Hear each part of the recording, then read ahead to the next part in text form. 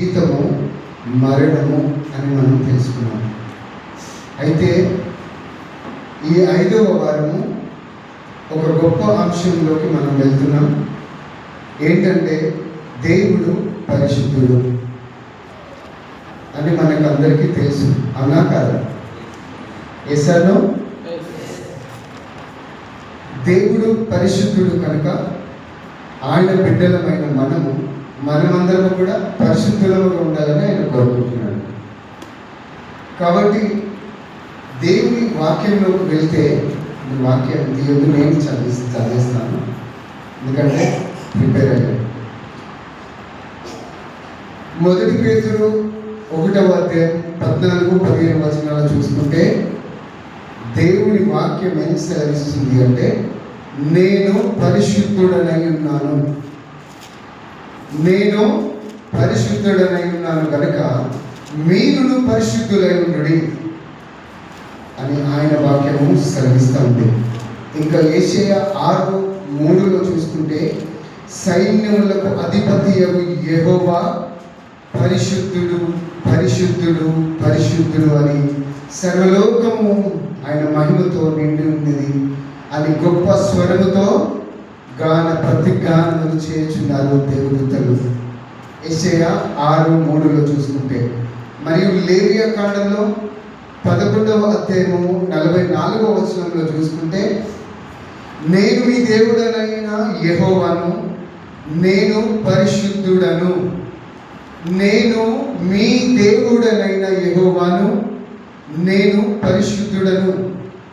అయితే మీరు పరిశుద్ధులకి ఉండునట్లు మిమ్మల్ని మీరు పరిశుద్ధపరచుకొనుడి. మన అంశం ఏంటండి ఈరోజు? దేవుడు పరిశుద్ధుడై ఉన్నారు కనుక మనమందరము కూడా పరిశుద్ధులముగా ఉండాలి. లేవియా కాండంలో దేవుడు మనతో మాట్లాడుతున్నాడు, మీరు పరిశుద్ధులై ఉండునట్లు మిమ్మును మీరు పరిశుద్ధపరచుకొనుడి. మనల్ని మనం పరిశుద్ధపరచుకోవాలంటే ఎట్లండి? చెన్నూరుకి వెళ్ళి వర్షిప్ ట్రిప్కి వెళ్ళాము, అక్కడ స్తుతించి ఆరాధించాము, పరిశుద్ధం అయిపోయామా? లేకపోతే బాప్తిసం తీసుకున్నాము, పరిశుద్ధం అవుతామా? డైలీ వాక్యం చదువుతున్నాం, పరిశుద్ధులం అవుతామా? ఎప్పుడైతే వాక్యము మనలో ఉంటుందో, వాక్యానుసారంగా జీవిస్తామో, అప్పుడు మనం పరిశుద్ధులముగా తీర్చబడతాము. ఆయన గొప్ప దేవుడు అంటే నిజంగా గొప్ప దేవుడు. ఆయన పరిశుద్ధుడై ఉండి, నేను కేవలం పరిశుద్ధులతోనే మాట్లాడతాను, పరిశుద్ధులతోనే సహవాసం చేస్తాను అని ఒక మాట అనుకుంటే నేను మనందరం ఇక్కడ ఉండేవారమే కాదు. ఎందుకంటే మన దేవుడు క్షమించే దేవుడు, కరుణించే దేవుడు, దయ చూపించే దేవుడు. కాబట్టి నిన్ను నన్ను మనందరినీ పాపంలో చూడడం ఇష్టం లేక ఆయన ఈ లోకానికి వచ్చింది. హెబ్రీ 12:14 ఒక మాట ఉంది, అందరితో సమాధానమును పరిశుద్ధతయు కలిగి ఉండుటకు ప్రయత్నించుడి.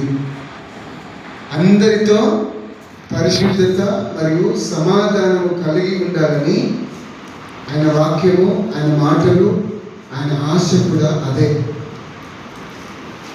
పరిశుద్ధత లేకుండా ప్రభువును ఎవ్వరు చూడడు. నాకు ఇష్టం వచ్చినట్లు జీవిస్తా, నాకు నచ్చింది చేస్తా, కానీ ప్రభువుకి నేనంటే ఇష్టం అంటే కుదరదు. నాకు ఇష్టం వచ్చినప్పుడు ఆయన సన్నిధికి వస్తా, పెద్దవారి మాటలు నేను గౌరవించను, తల్లిదండ్రులకు లోబడను అంటే కుదరదు. దేవుని వాక్యము ఖచ్చితంగా సెలవిస్తుంది ఏంటంటే, పరిశుద్ధత లేకుండా ప్రభువును ఎవరు చూడరు. ఇది ఫిక్స్. నువ్వు ఆయన సన్నిధికి వస్తున్నావంటే పరిశుద్ధతలో రావాలి. నువ్వు ఆయనను స్తుతిస్తున్నావంటే పరిశుద్ధతతో స్తుతించాలి. పరిశుభ్రంగా ఉండడము ఎంత ముఖ్యమో పరిశుద్ధతతో కూడా ఉండడం కూడా అంతకంటే ముఖ్యం. స్నానం చేసుకొని ఉతికిన బట్టలు వేసుకొని పరిశుభ్రంగా మనం దేవుని సన్నిధికి ఎలాగైతే వస్తున్నాము, దేవుని వాక్యం ఎలా సెలవిస్తుందంటే నువ్వు పరిశుద్ధంగా రావాలి. పరిశుభ్రంగా ఎలా వస్తున్నావో పరిశుద్ధతతో నువ్వు రావాలి. పరిశుభ్రంగా ఉండి పరిశుద్ధత లేకపోతే ఆయన నీతో మాట్లాడు. నువ్వు ఆయనతో మాట్లాడాలని ఆశతో ఇక్కడికి వస్తున్నావు, కానీ నీలో పరిశుద్ధత లేకపోతే ఆయన నీ దగ్గరికి రాడు. నువ్వు బట్టలు చింపుకొని నోరు చించుకొని ఆయన స్తుతించినా నీ హృదయంలో పరిశుద్ధత లేకపోతే నువ్వు ఆయనని చూడలేవు. వాక్యం సెలవిస్తుంది హెబ్రీ 12:14 పరిశుద్ధత లేకుండా ఆయనను చూడలేరు.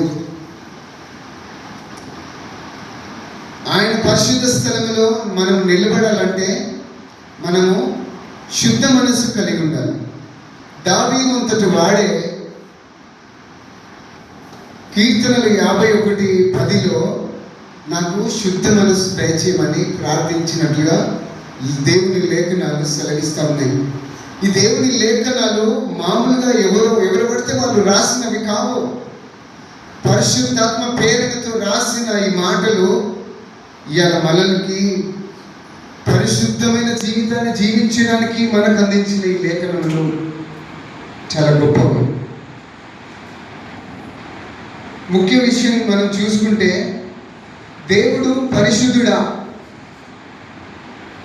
కదా.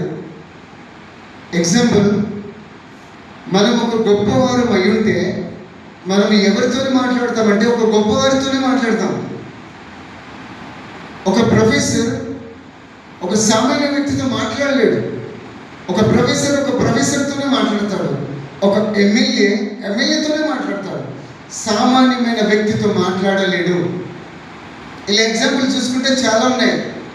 మన దేవుడు పరిశుద్ధుడు పరిశుద్ధుడు పరిశుద్ధుడు అని ప్రధాన దూతలతో పొగడబడుతున్న మన తండ్రి నీ కొరకు నా కొరకు పాపపు జీవితంలో ఉన్న మన కొరకు ఈ లోకానికి వచ్చింది. అసలు ఈయన పరిశుద్ధత ఏంటి అంటే ఆయనలో ఉన్న మొదటి స్వభావమే పరిశుద్ధత. అసలు యోహాను 8:46 ఒకసారి తీయండి. యోహాను 8:46 యోహాను సువార్త 8:46 చూసుకుంటే, నాలో పాపం ఉన్నదని మీలో ఎవడు స్థాపించగలడు? ప్రపంచానికి సవాలు విసిరిన ఏకైక దేవుడు నాలో పాపం ఉన్నదని ఎవరు స్థాపించగలరు? ఇప్పటికీ ఎవరైనా స్థాపించగలిగారా? కొన్ని వేల సంవత్సరాలు గడుస్తున్నప్పటికీ ఆయనలో పాపం ఉందని ఎవరైనా చెప్పారా? నేనైతే వినలేదు. ఎవరు చెప్పలేరు. ఎందుకంటే ఆయన పరిశుద్ధుడు. ఆయన స్వభావమే అది. మానవుడు పాపపు స్వభావంలోనే పుట్టాడు. పాపపు స్వభావం ఆయన ఉంది, కానీ దేవుడు అలా కాదు. దేవుడు పరిశుద్ధుడు. ఆయన స్వభావం, ఆయన గుణమే అది. మనకు ఆయన పరిశుద్ధతనిచ్చాడు, మన పాపాన్ని ఆయన తీసుకున్నాడు. నిజంగా గొప్ప దేవుడు కదా. అంత గొప్ప దేవుణ్ణి మనం ఎక్కడైనా చూస్తామా? చూడము. నిజంగా నేను వాక్యం ప్రిపేర్ అవుతున్నప్పుడు నన్ను నేను మార్చుకోవాల్సినవి చాలా ఉన్నాయి అనిపించింది. ఎప్పుడు అంటే వాక్యము మనతో మాట్లాడుతుంది. అంటే దేవుడు నీతో మాట్లాడతాడు. అంటే ఆ పరిశుద్ధుడైన దేవుడు నీతో మాట్లాడుతున్నాడు. ఆ ఖచ్చితంగా ఎప్పుడైతే నీతో మాట్లాడతాడో ఖచ్చితంగా మారు మనస్సు పొందుకోవాలన్న ఆలోచన నీలో వస్తుంది. మారు మనస్సు నేను పొందుకోవాలన్న ఆలోచన ఎప్పుడైతే నీలో స్టార్ట్ అవుతుందో నువ్వు మారిపోతావు. నా జీవితంలో అదే జరిగింది. మనందరి జీవితంలో కూడా అదే జరుగుతుంది. మనలో ఎవరైనా పరిశుద్ధులు ఉన్నారా? మన బంధువుల్లో, మన స్నేహితుల్లో, మన కొలీగ్స్లో, ఇంకా చుట్టుపక్కల ఉన్న మనందరిలో పరిశుద్ధులు ఎవరైనా ఉన్నారా? చెప్పాలి. ఉన్నారా? ఎవరు లేరు. చెప్పుకోవడానికి మాత్రమే. ఆనాడు కొన్ని వందల సంవత్సరాల క్రితం శూద్రులను బ్రాహ్మణులు మీరు పాపులు, నీచులు, దౌర్భాగ్యులు ఇలా సంబోధించి మాట్లాడేవారు. ఎవరైనా అంటే బ్రాహ్మణులు. వాళ్ళకి వాళ్ళు పరిశుద్ధులుగా ఎంచుకున్నారు. పరిశుద్ధత అంటే అది కాదు. దేవుని వాక్యం ఏం సెలవిస్తుందంటే పరిశుద్ధత అంటే, మనం కొంచెం లోతుల్లోకి వెళ్దాం. అసలు పరిశుద్ధత అంటే ఎందుకు, దేవుడు ఈ పరిశుద్ధతను ఎందుకు కోరుకుంటున్నాడు? ఈ బాల్య సంబంధమైన పరిశుభ్రత ముఖ్యమని మనం అనుకుంటున్నాము, కానీ దేవుని వాక్యం ఏం సెలవిస్తుందంటే నీ అంతరంగంలో, నీలో, నీ హృదయంలో పరిశుద్ధతగా పరిశుభ్రంగా ఉండాలి. నీ అంతరంగంలో పరిశుభ్రత ఉండాలి, పరిశుద్ధత ఉండాలని చెప్పి వాక్యము సెలవిస్తుంది. నెంబర్ 1, హృదయ శుద్ధి. కల్మషం లేని మనస్సు, ఇతరులకు మేలు చేయాలనే తపన, స్వచ్ఛమైన ఆలోచనలు కలిగి ఉండాలి. పరిశుద్ధత అంటే ఏంటంటే హృదయాన్ని శుద్ధిపరచుకోవడం, ఇతరులకు మేలు చేయాలి అనుకోవడం, స్వచ్ఛమైన ఆలోచనలు కలిగి ఉండడం. మత్తయి సువార్త 5:8 హృదయ శుద్ధి గల వారు ధన్యులు అని వాక్యం సెలవిస్తుంది. ఇప్పుడు చెప్పండి, ఎవరు ధన్యులు? హృదయ శుద్ధి గల వారు ధన్యులు. వాళ్ళు ఎవరిని చూస్తారంట? ఎవరిని చూస్తారంట? దేవుని చూచెదరు అని చెప్పి వాక్యం సెలవిస్తూ ఉంది. పరిశుద్ధత లేకుండా ఆయనను ఎవరు చూడలేరు అని చెప్పి హెబ్రీ 12:14 సెలవిచ్చినట్లుగా మత్తయి 5:8 కూడా శుద్ధ హృదయం కలిగి ఉండమని చెప్పి దేవుని వాక్యం సెలవిస్తూ ఉంది. రెండవదిగా చూసుకుంటే నైతిక ప్రవర్తన, మోరల్ ఎక్సలెన్స్. నిజాయితీ, క్షమాగుణం, కోపాన్ని తీసివేయడం, అసూయని తీసివేయడం, మోసాన్ని మనము మోసం చేయాలనుకున్న ఆ గుణాన్ని కూడా తీసివేసుకోవడం. ఏంటంటే నైతిక ప్రవర్తన మనకు చాలా అవసరం అని చెప్పి వాక్యము సెలవిస్తుంది. మత్తయి సువార్త 22:39 చూసుకుంటే ప్రేమ కలిగి నిన్ను వలె నీ పొరుగు వారిని ప్రేమించాలి. దేవుని ఆజ్ఞ ఇది. మాటల్లో చెప్పడం చాలా ఈజీ, కానీ అది చేయడం చాలా కష్టం. ముఖ్యంగా క్రైస్తవులకు మాత్రం అది చాలా కష్టం అని చెప్పుకోవచ్చు. ఒకరినొకరిని ప్రేమించుకోవడం అంటే చాలా ఇబ్బంది. ముఖంలో ఓన్లీ మన పాస్టర్ చెప్తూ ఉంటాడు, ఫేస్ అనేది ఇండెక్స్ అంట, ప్రతిదీ ముఖంలో చూపిస్తుంది, కానీ మన వాళ్ళకు వచ్చిన నటన ఎవరికి రాదంట. ముఖ్యంగా ముందు మనం క్రైస్తవులండి అని నవ్వుతూ చెప్తాము, వెనుకాల తిరిగి వాళ్ళ గురించి చెడుగా మాట్లాడుకునే ఆ యొక్క ఆలోచన క్రైస్తవులో ఉంది అని చెప్పి వాక్యం సెలవిస్తుంది. నేడు ఒక మనిషిని మనిషిగా ప్రేమించే స్థితిలో క్రైస్తవుడు లేడు అని వాక్యమే సెలవిస్తుంది. కపటమైన మనస్సుతో కపటమైన ప్రేమలు కలిగి ఉంటున్నారని చెప్పి వాక్యము సెలవిస్తూ ఉంది. ఇంకొక రిఫరెన్స్ ఏంటంటే గలతీయులకు 5:22 చూసుకుంటే ఆత్మఫలములు ఉన్నాయి. వాటిని ఎంతమంది ఆచరిస్తున్నారో తెలియదు, కానీ ఖచ్చితంగా ఆచరించాలి. మోరల్ ఎక్సలెన్స్లో ఇదొక భాగం.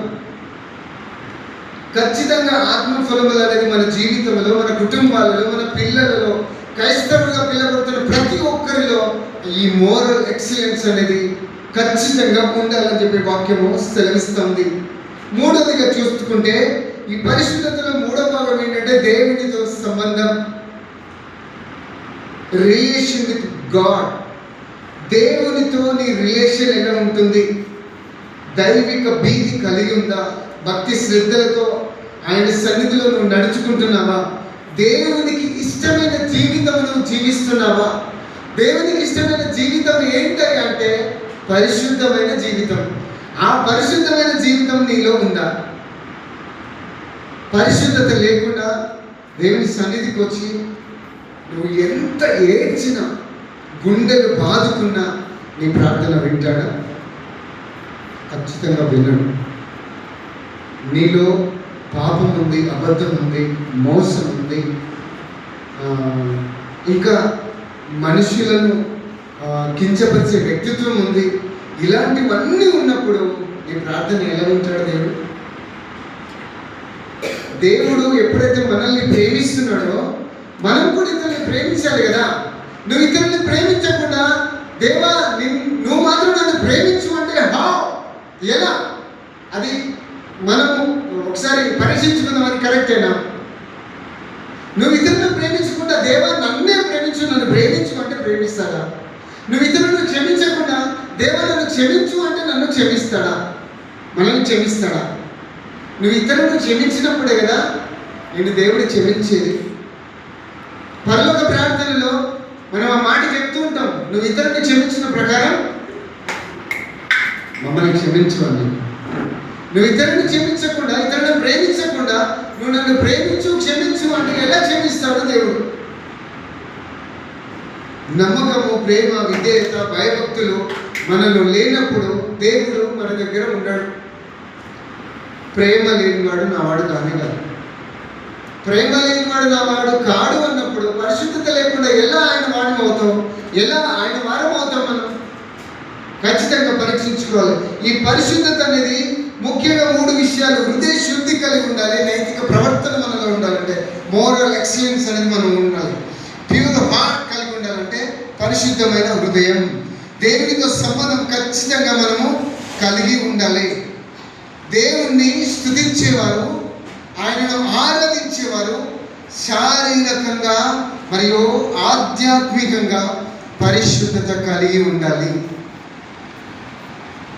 పరిశుద్ధాత్ముడు ఎవరిలో పనిచేస్తాడయ్యా అంటే శారీరకంగా మరియు ఆధ్యాత్మికంగా పరిశుద్ధతను కలిగి ఉండిన వారిలోనే పరిశుద్ధాత్ముడు పనిచేస్తాడు అని చెప్పి వాక్యము సెలవిస్తుంది. ఈ పరిశుద్ధత కలిగి ఉంటే మనకి ఎన్ని బెనిఫిట్స్ తెలుసా?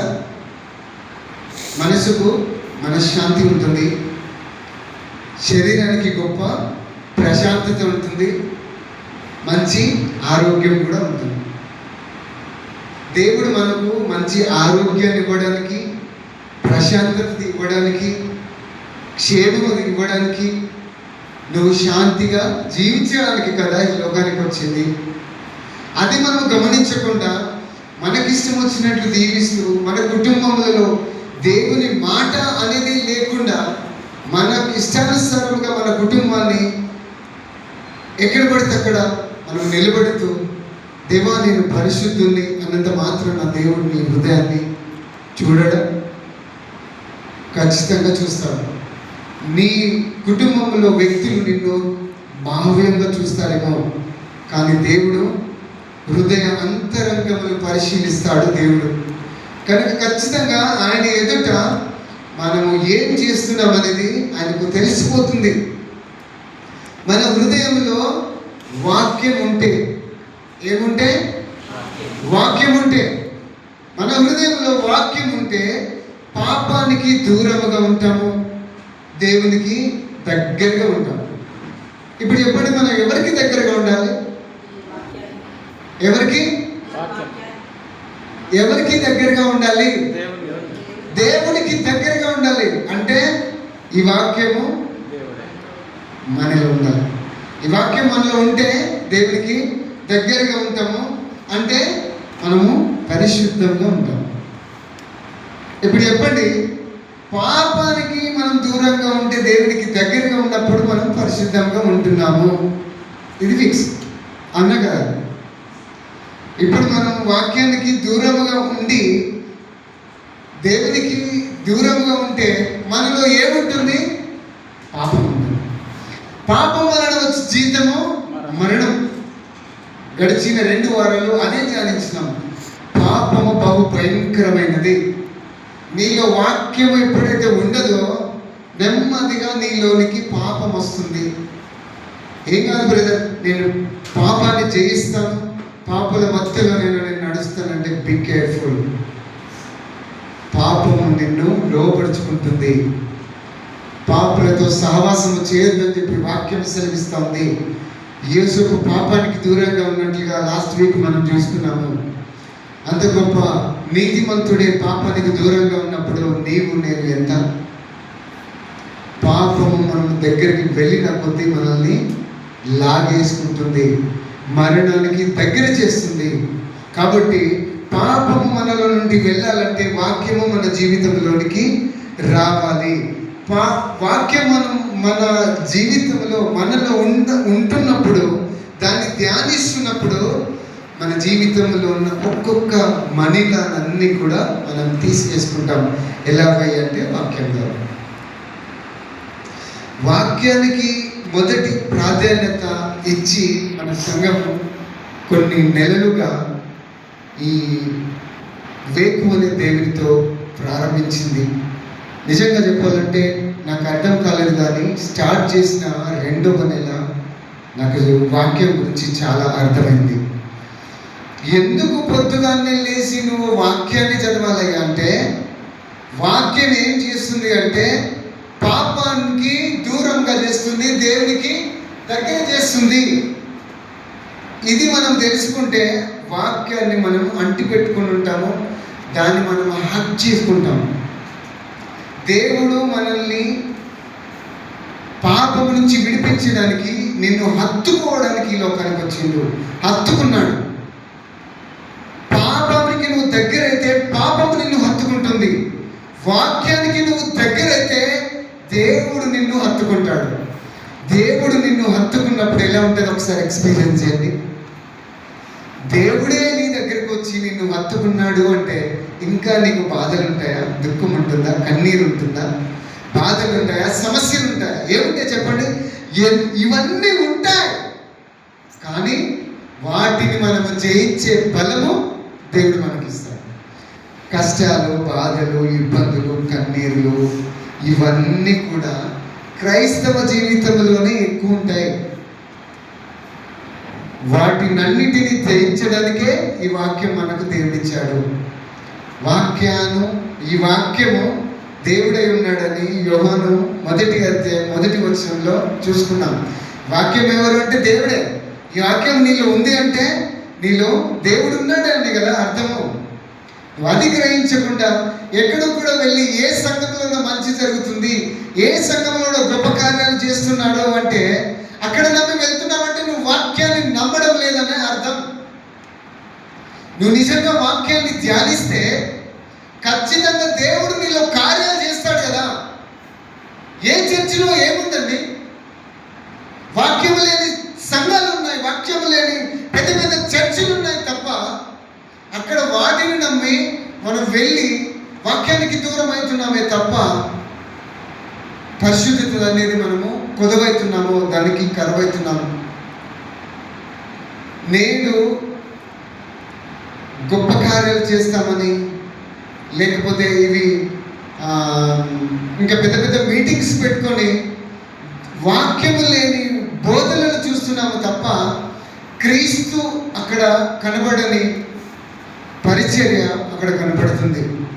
నిజంగా లిటరల్గా నేను వింటూ ఉన్నాను, నేను కొన్ని మెసేజ్లు చూస్తున్నాను. అక్కడ చూస్తే క్రీస్తు కనబడడు, అక్కడ గొప్ప పాస్టర్లే కనబడతారు. క్రీస్తు కనబడతలేడు అంటే వాక్యం కనబడదంటే కదా. వాక్యం కనబడినప్పుడు నువ్వు అక్కడికి వెళ్ళి ఏం ప్రయోజనం? వాక్యానుసారంగా జీవించమని దేవుడు చెప్తా ఉంటే వాక్యం లేని దగ్గరికి వెళ్ళి నువ్వు అక్కడ లోబడుతున్నావు. ఎవరికి లోబడుతున్నావు అంటే మనుష్యులకి లోబడుతున్నావు. దేవుని మాటలు సెలవిస్తున్నాయి, నా మహిమను ఇతరులకు ఇవ్వను. అది ముఖ్యంగా మనం గమనించుకోవాలి. ప్రతిరోజు వాక్యము చదువుతున్నప్పుడు మనల్ని మనం కడుక్కుంటాము, నీతిని మనము ధరించుకుంటాము. పరిశుద్ధత కావాలంటే మనము నీతిని ధరించుకోవాలి. మన దేవుడు ఎవరండి? మన దేవుడు నమ్మదగినవాడు, నీతిమంతుడు కదా. అదెందుకు మనం మర్చిపోతున్నాం? నమ్మదగినవాడు గొప్ప దేవుడు, నమ్మదగినవాడు గొప్ప దేవుడు, నీతిమంతుడు. ప్రార్థన వరకే ఈ మాటలు పరిమితమవుతాయి తప్ప నిజ జీవితంలో ఈ మాటలు వినబడవు. ఒకరికి కనీసం ఒక సువార్త చెప్పేటప్పుడు కూడా నా దేవుడు గొప్ప దేవుడు అని మాత్రం మనము చెప్పము. ఎంతసేపటికి నువ్వు క్రిస్టియన్వా? ఏ సంఘానికి వెళ్తావు? నువ్వు ఏ డినామినేషన్కి వెళ్తావు? ఇవే అడుగుతాము తప్ప నువ్వు దేవుని నమ్ముకోలేదా, ఎందుకు నమ్ముకోలేదు, ఇంత గొప్ప దేవుని ఎందుకు మిస్ అయ్యావు అని చెప్పి ఒక్కరినన్నా మనము క్వశ్చన్ చేసినట్లుగా మన సాక్ష్యం ఉందా? నిజంగా ప్రశ్నించుకుంటే సాక్ష్యం ఉందండి? లేదు. ఎందుకు లేదయ్యా అంటే మనలో పరిశుద్ధత లేదు, వాక్యము లేదు, పాపము మనలో ఉంది అనే చెప్పుకోవాలి. పాపం అనేది అపవిత్రత, దాన్ని దేవుడు అస్సలు ఇష్టపడడు. దేవుడు పవిత్రుడు, పరిశుద్ధుడు, అతి పరిశుద్ధుడు. ఇంకా ఈయన కంటే పరిశుద్ధుడు ఎవ్వరు లేరు.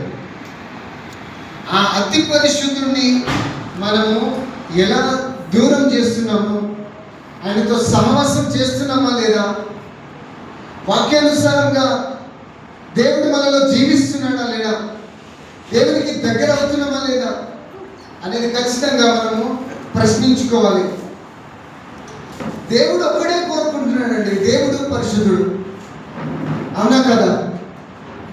హల్లెలూయా, హల్లెలూయా. దేవుడు పరిశుద్ధుడు, అవునా కదా?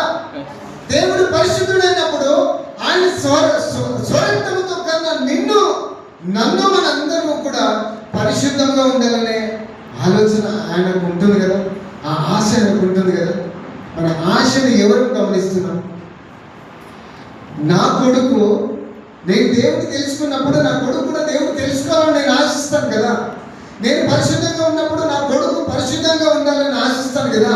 నేను ఎదుగుతున్నప్పుడు నా కొడుకు కూడా ఎదగాలని చెప్పి నేను ఆశిస్తాను కదా. మనల్ని కన్న తండ్రి కూడా అదే విధంగా ఆశ కలిగి ఉంటాడా లేదా? ఆ ఆశ కలిగి ఉన్న దేవుణ్ణి, ఆ ఆశను మనం ఎంతవరకు తీర్చేవారుగా, కొడుకులముగా బాధ్యత ఎంతవరకు మనది? తనకు తానుగా పరిశుద్ధులుగా భావించుకునే వారి కొరకు,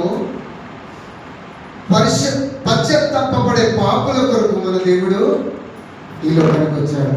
ఎవరి కొరకు వచ్చాడు ఇక దేవుడు అంటే? నీతి మంతుల కొరకు రాలేదు. ఇక్కడ వినాలి, నీతి మంతుల కొరకు దేవుడు రాలేదు, పాపుల కొరకే వచ్చాడు. మనమందరము పాపులమే. ఎక్కడ పడిందయ్యా బీజం అంటే? మన తాత నాయనమ్మ అవ్వ ఆదము దగ్గర పడిన బీజము, ఆ బీజంలోనే మనం అందరము నడుస్తున్నాము. మన తల్లి మనల్ని గర్భంలోనే పాపంలోనే కన్నదని చెప్పి ఆయన లేఖనాలు సెలవిస్తున్నాయి. నీవు నేను చెప్పుకోవడమే కాదు, మనము పాపములోనే పుట్టినాము. మన పాపములు పోవాలంటే కేవలం యేసు క్రీస్తు ద్వారానే. ఎందుకయ్యా అంటే ఆయన పరిశుద్ధుడు, ఆయనలో ఏ మాత్రము పాపము లేదని ప్రపంచానికి విసిరిన ఒక గొప్ప వ్యక్తి మన యేసయ్య. అంత గొప్ప వ్యక్తిని మనం నిజంగా చులకన చూస్తున్నాము. ఇది చాలా బాధపడవలసిన విషయం. యేసయ్య అంటే అందరికీ అలసైపోయింది. కేవలం బాధపడినప్పుడే దేవుడు గుర్తొస్తాడు. ఒక సమస్య వచ్చినప్పుడే దేవుడు గుర్తొస్తాడు. నీకు అనారోగ్యం ఉన్నప్పుడే దేవుడు గుర్తొస్తాడు. నీ బంధువులు నిన్ను కాదన్నప్పుడే దేవుడు గుర్తొస్తాడు. నీకు ఉద్యోగం లేనప్పుడే దేవుడు గుర్తొస్తాడు. నీకు పిల్లలు లేనప్పుడే దేవుడు గుర్తొస్తాడు తప్ప నీకు సంతోషంగా ఉన్నప్పుడు దేవుడు నీకు గుర్తుకు రాడు. మనము ఆయనని వాడుకుంటున్నాము, సమయాన్ని బట్టి, సందర్భాన్ని బట్టి వాడుకుంటున్నాము. మనకంటే గొప్పవారికి ఎవరైనా ఉంటారా? నిజంగా మన దేవుడు గొప్ప దేవుడు, ప్రేమ కలిగిన వాడు. నిన్ను నన్ను మనందరినీ ఇంకా కూడా క్షమిస్తూనే ఉన్నాడు. నీవు కన్నీరు కారిస్తే ఖచ్చితంగా ఆయన కరిగిపోతాడు. నీవు బాధపడితే, నీవు దుఃఖపడితే ఆయన ఖచ్చితంగా నీ దగ్గరికి వస్తాడు. ఆయన నువ్వు ఏంటి అనేది పక్కన పెడితే, నువ్వు ఏడ్చినావా ఖచ్చితంగా ఆయన వస్తాడు. ఎందుకంటే నువ్వంటే అంత ఇష్టం ఆయనకి. నీ కొరకు ప్రాణం ఇచ్చేంత ప్రేమ ఆయనలో ఉంది. అసలు ప్రేమకు నిర్వచనం ఏంటో మనకు తెలుసా? ప్రేమ ఏమి కోరుకుంటుందో తెలుసా? ప్రేమ త్యాగ లోకంలో